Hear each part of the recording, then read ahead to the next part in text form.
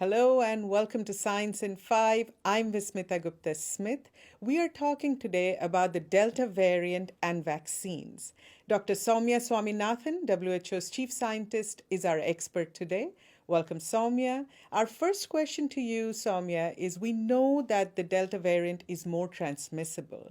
Please explain to us what kind of protection we get from the current batch of approved vaccines. So we're talking here about the Delta variant, which is the fourth variant of concern described by WHO because it's both more transmissible than the previous variants and also has been able to resist the antibodies that we have in our blood. So what that means is that you need a higher level of antibodies to overcome this variant as compared to, let's say, the alpha variant.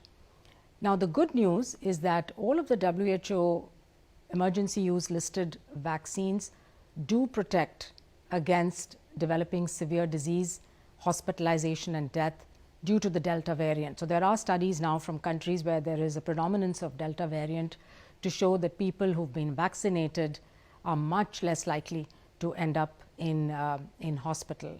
And you need the full course of vaccination in order to give you that full immunity to protect you against the Delta variant. So the important thing is, if you have access to a vaccine that's approved by WHO, please do take it and take the full course so that you can be protected both against the Delta and other variants of COVID. Soumya, explain to us, please, the level of protection that you have if you have received one dose of the vaccine versus if you're fully vaccinated. So the main goal of these vaccines is really to prevent severe disease, because what we want is for people, even if they get the infection, is for them to recover from it and not become seriously ill. So that's something that all of these vaccines do really well. Of course, there are different levels. You read about the efficacy trials. They may range from 70 to 90%. But in terms of just looking at the prevention of severe disease and hospitalization, they're all very good, over 90% effective. Again, they vary in the protection against getting infection. Ideally, you'd like a vaccine which completely prevents you from getting infected, therefore you can't get ill. But none of the vaccines that we have currently are 100% protective. So this is why even if you're vaccinated, you can get the infection, but the chances are you'll get a very mild symptoms or no symptoms at all, and that your chances of getting seriously ill are really, really low. So Soumya, if we can still get infected and also infect others, even after we are fully vaccinated, then why get vaccinated? There are two very good reasons to get vaccinated.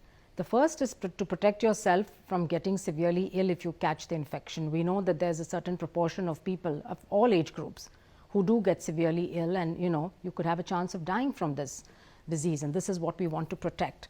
So that's why you want to get vaccinated in the first place.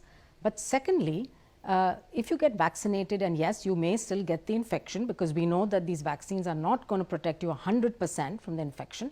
So there is a small risk you get infected and you could pass it on to others. Why do you want to take the risk of doing that? Why do you want to be one person in the chain of transmission?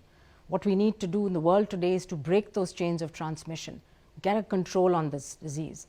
So that's why we say get vaccinated as soon as you can get access to your vaccine when your turn comes, and continue to take all the precautions so that you are completely protecting yourself as well as protecting others around you. Thank you, Soumya. That was Science in 5 today. Until next time then, stay safe, stay healthy, and stick with science.